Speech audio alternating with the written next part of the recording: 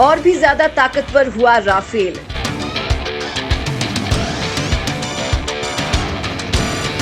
चीन पाकिस्तान के पास नहीं है कोई तोड़, उन घातक मिसाइलों से लैस हुआ राफेल जेट। पूर्व और पश्चिम दोनों ही मोर्चों पर दुश्मनों से घिरे रहने की स्थिति में भारत के लिए एक अच्छी खबर है, और वो ये कि राफेल में लगी मिसाइलों को और भी घातक वर्जन से लैस किया जा रहा है। भारतीय वायुसेना की ताकत में पहले ही इजाफा कर चुका राफेल विमान अब और शक्तिशाली हो गया है और अब ये ऊंचे पहाड़ों पर भी दुश्मनों को खाक कर देगा। वैसे देश में अब राफेल लड़ाकू विमानों की अगली खेप अगले साल गणतंत्र दिवस के बाद आ सकती है। इसी बीच ये योजना बनाई जा रही है कि एयरबेस 330 मल्टी रोल ट्रांसपोर्ट टैंकरों का उपयोग करके भारत के करीबी सहयोगी यूएई की वायुसेना द्वारा विमान में हवा के बीच फिर से ईंधन भरा जाएगा। ये अंबाला एयरबेस पहुंचेंगे।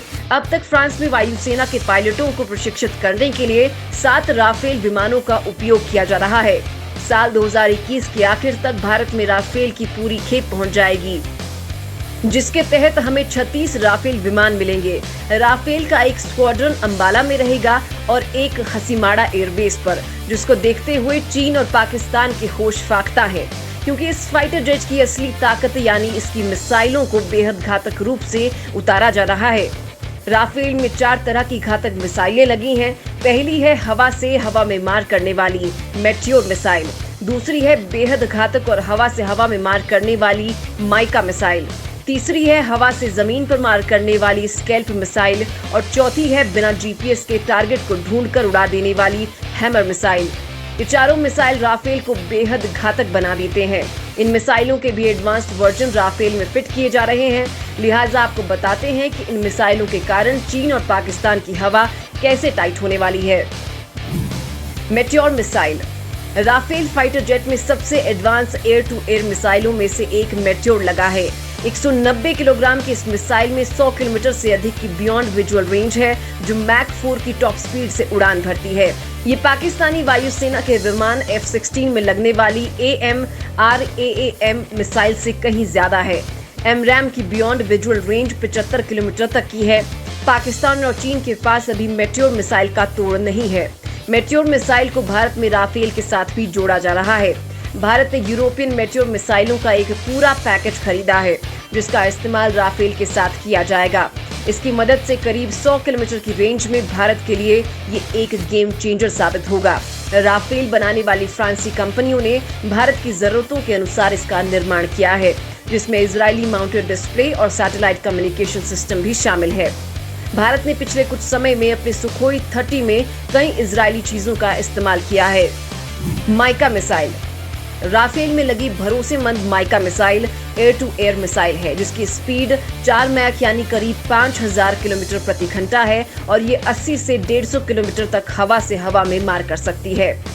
स्कैल्प मिसाइल फ्रांस से खरीदे गए राफेल लड़ाकू विमान में लगी लंबी दूरी की हवा से जमीन पर मार करने वाली मिसाइल स्कैल्प के सॉफ्टवेयर को अपग्रेड किया गया है। इस अपग्रेड के जरिए अब ये मिसाइल समुद्र तल से 4000 किलोमीटर ऊपर तक के लक्ष्य को मार गिरा सकती है। आसान शब्दों में कहें तो अब भारतीय वायुसेना का राफेल विमान 4000 मीटर ऊंचे पहाड़ों और ऊंचाई पर स्थित लक्ष्यों को निशाना बना सकता है, जबकि पहले ये 2000 मीटर की ऊंचाई वाले लक्ष्य भेद सकता था। सॉफ्टवेयर में ये बदलाव भारतीय वायुसेना के विचार विमर्श के बाद मिसाइल को बनाने वाली कंपनी MBDA ने किया है। स्कैल्प मिसाइल 500 किलोमीटर तक मार कर सकती है। स्कैल्प मिसाइल का इस्तेमाल टारगेट कमांड, नियंत्रण, संपर्क जैसे कामों में किया जाता है। ये मिसाइल को बड़े लक्ष्यों को भेदने में कारगर है। हैमर मिसाइल दोस्तों, इस लड़ाकू विमान के लिए एयरफोर्स ने खास वेपन सिस्टम हैमर की मांग की है, जिसका पायलट टेस्ट भी हो चुका है। हैमर यानी highly agile and manoeuvrable munition extended range. ये ऐसा हथियार है बिना जीपीएस के भी अपने टारगेट को ढूंढकर खत्म कर सकता है। दक्षिण पश्चिमी फ्रांस में इस मिसाइल के 1000 टन वजन वाले वर्जन का राफेल के साथ फ्लाइट टेस्ट किया गया। अपनी तैनाती पर ये राफेल में लगने वाले दूसरे सबसे भारी मिसाइल होगी। करीब 1200 किलो वजन वाली स्कैल्प क्रूज मिसाइल भी राफेल से दागी जा सकती है। ये मिसाइल भी भारत आने वाले राफेल विमानों के बेड़े का हिस्सा होगी। हैमर मिसाइल की रेंज 20 किलोमीटर से 70 किलोमीटर तक की हो सकती है, यानी लॉन्च एयरक्राफ्ट दुश्मन के एयर डिफेंस सिस्टम की नजर में नहीं आ पाता। खास बात यह है कि इलाका कैसा भी हो, ये मिसाइल अपना टारगेट ढूंढ लेती है। इसे कम ऊंचाई और पहाड़ी इलाकों में अपना शिकार ढूंढने में महारत हासिल है। इसी वजह से चीन और पाकिस्तान से लगी सीमा पर इसकी तैनाती का बेसब्री से इंतजार है।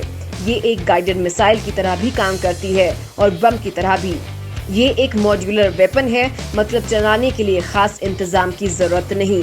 इसे सैटेलाइट गाइडेंस, इंफ्रारेड सीकर और लेजर के जरिए गाइड किया जा सकता है। हैमर किट को अलग अलग साइज के बमों के साथ फिट कर सकते हैं।